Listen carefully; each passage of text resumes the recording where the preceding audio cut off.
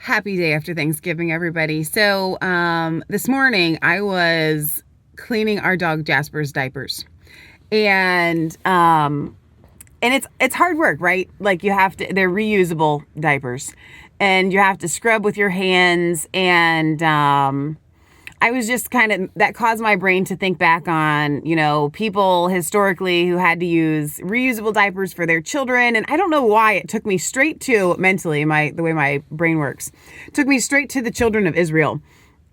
And moms taking care of their babies during, the Exodus and whatnot. And they ended up being kind of a nomadic, a nomadic people, right? And traveling around, working hard. And I'm thinking to myself, I wonder what kind of cleaners they use to clean things, what kind of, soaps and stuff. And that also got me to thinking of carrying a lot of loads, and like feed for their animals and food for themselves and things like that.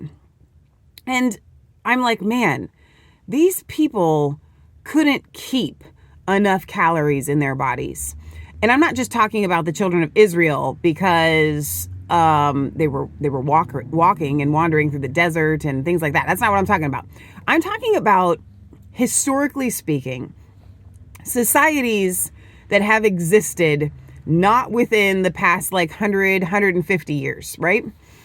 And where is this video going, Michelle?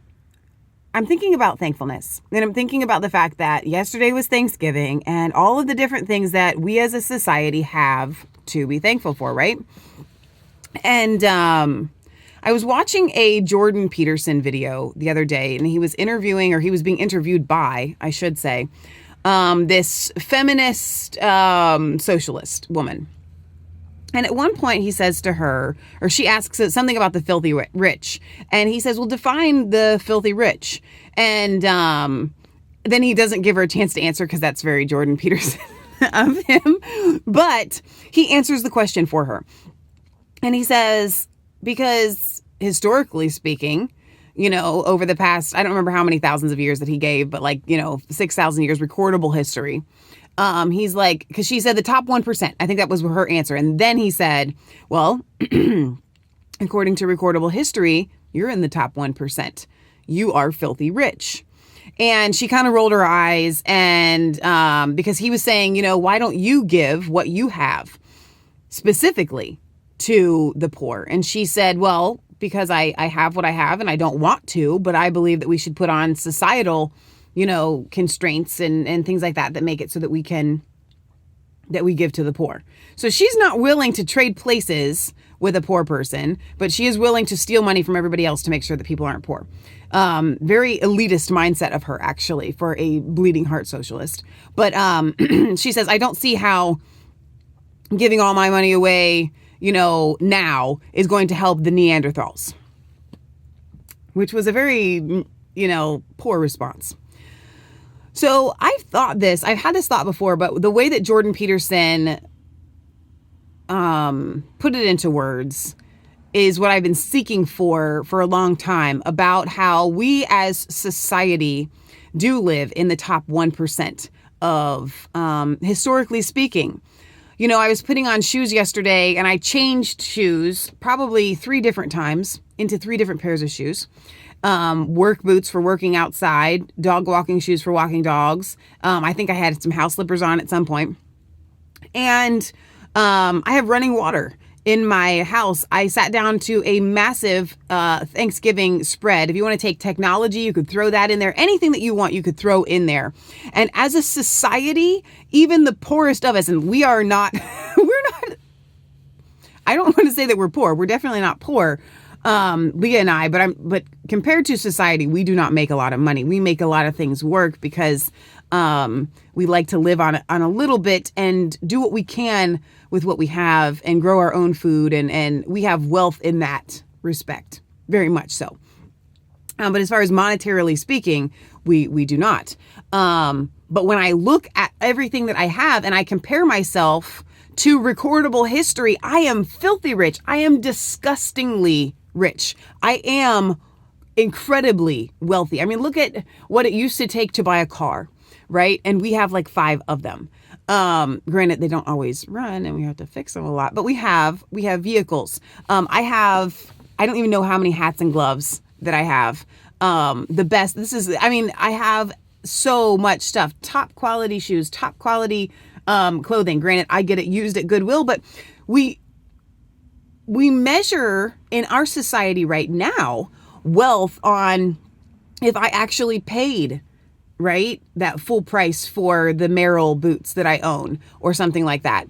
But if you're measuring wealth based on the quality of things that you have, and the lifestyle that you are able to live, historically speaking, I am filthy rich. I'm disgustingly rich. And it's actually kind of interesting to have those words come out of my mouth because I have lived in the lower levels of income my entire life. And it's very healthy, I think, for us to compare ourselves to history. I was thinking, looking at paintings by Leonardo da Vinci or Michelangelo, and you always see people painted very kind of plumply and roundly, and that was beauty. Why? Because the people that didn't have to work very hard, right? And the people that had lots of food at their disposal were the upper class. And that has been that way, not just during the era that Michelangelo and Leonardo were painting. That's historically speaking, because as somebody that does work hard, on the days that I work hard, I have to eat a lot of carbs and I have to make sure that I start eating. I don't usually eat breakfast or lunch, but I have to, on the days that I work really hard, I have to do that. I have to make sure that I have enough calories inside of my body. And when you have to scrub your laundry yourself, or you have to go out and feed your animals and do all of these things that historically and in society, unless you were the top or upper echelons of people, you had to do all of these things. And I watch these British cooking shows where they do talk about history, and they talk about, a lot of bread. They ate a lot of bread. And the nutrients that were in that bread, because the wheat was still wholesome and freshly ground, they could live on it, right? Because they needed a ton of calories. And so it was not looked upon as beauty. We look at these magazines, right? Or movies where people are sickly and they are skinny looking, because that's the epitome of what society thinks is beautiful. If you can starve yourself, then you are beautiful. Whereas historically speaking, if you are more plump, if you are more rounded, if you have more meat on your bones, that was a status symbol of, I don't have to work for myself. I have people that do work for me, and I can eat whatever I want. I can eat the richest of foods, the highest of calorie of food. They didn't know what a calorie was back then, but I think they understood that there was stuff in that food that made them more plump than not. So I'm thinking, comparing myself to history.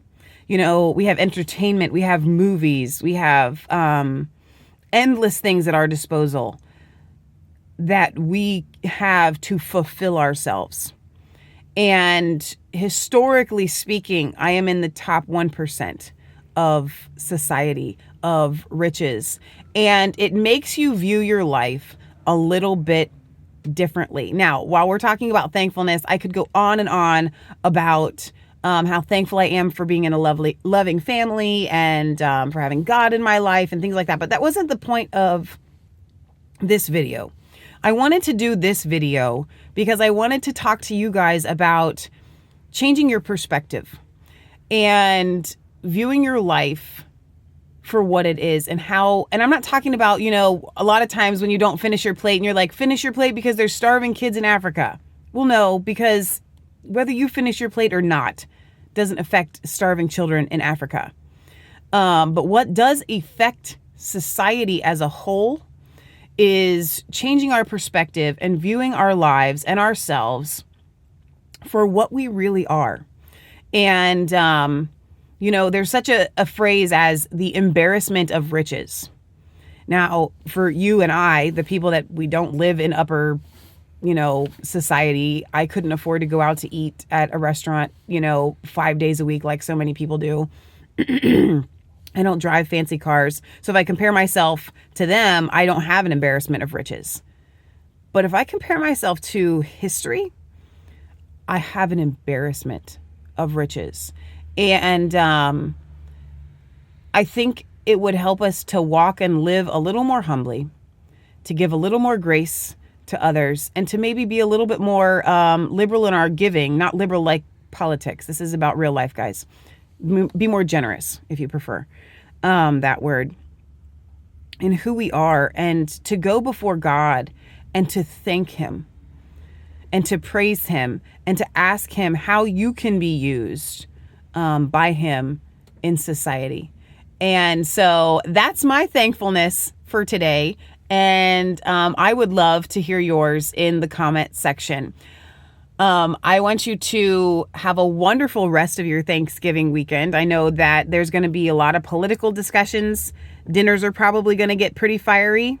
But maybe if you could bring it down to that, maybe if you could take this, what I just gave you, as something like, you know what, this is bipartisan. I think we can all come together on maybe changing our attitudes and changing our perspectives and how we view ourselves and how we view each other and how we view the rest of society. And I think that that might go a long way. All right. I love you guys. God bless. We'll see you tonight at 6 o'clock on our show on Mass Faith 3 on YouTube.